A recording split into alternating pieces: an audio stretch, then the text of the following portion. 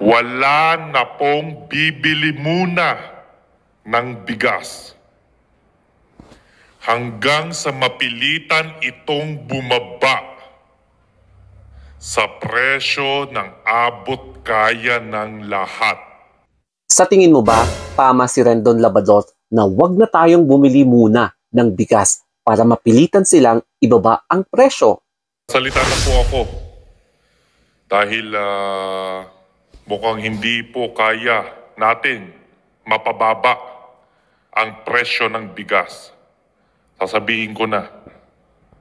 Actually, dapat hindi ako magsasalita eh. Titignan ko muna kung ano yung kaya niyong gawin. Pero ngayon, dahil marami nang masyadong naapektuhan, sasabihin ko na po. Simula ngayong araw, sabay-sabay po tayo magdadayet.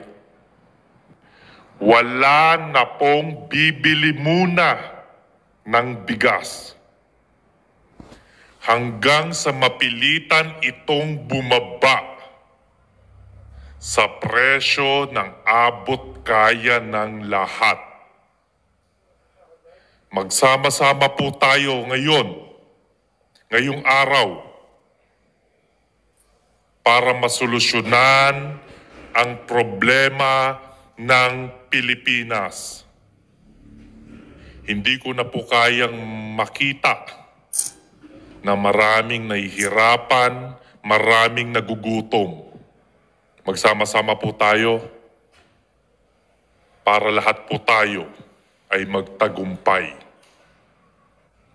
Yun lang po. Maraming salamat, Pilipinas. Ang hawak ko ngayon ay isang klase ng well-milled rice. Tapos, kapag titignan mo or i-compare mo sa merkado, ang price niya is between 42 to 46 per kilo. So, ito yung rice namin ngayon. Ayan. Kung sa tutuusin, medyo mahal na siya, no?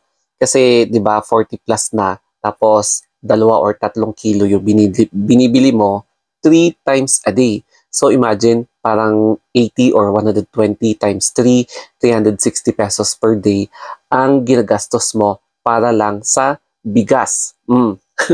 Kaya medyo mabigat na sa bulsa para sa everyday, sa food, ayun. And ito yung mga price list, ilan sa mga price list na makikita mo sa mga palengke. Ang pinakamura ata is 38 pesos. Yan yung broken rice, or kumbaga parang yan na yung last class or lowest class. Tapos yung medyo pinakamahal is 66 plus, 70 plus. Yan yung mga colored rice, no? Red rice, tapos yung mga brown rice, tapos yung mga jasmine or japonica rice, medyo mahal na rin siya.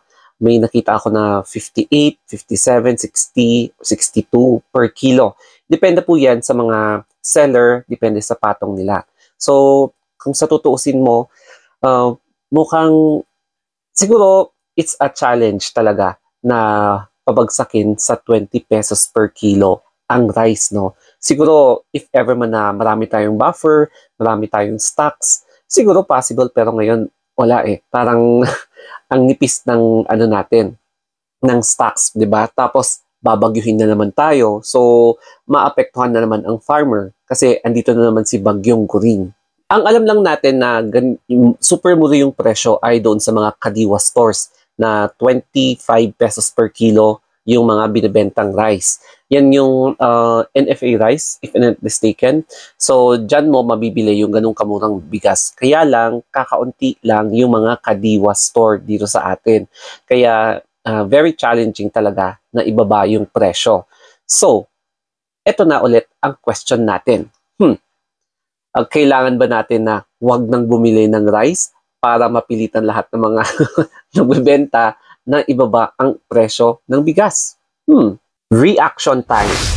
Alam nyo, may point naman si Rendon Labrador eh. Kailangan na natin mag-diet. Tsaka bawas-bawasan natin ang pagkain ng rice. Especially sa mga katulad ko na mataas ang kolesterol, LDL, and triglycerides. Kasi nung nagpa-check up ako, ang advice ng doctor sa akin is bawas-bawasan ko ng kumain ng rice. Kaya ang substitute ko na lang during mornings or even lunch, ganon, patatas o kaya boiled kamote instead of rice. And syempre, high fiber in diet. Yan, para pang dismolar. Tapos, ang ipapakita ko sa inyo ngayon ay yung latest result sa aking lab.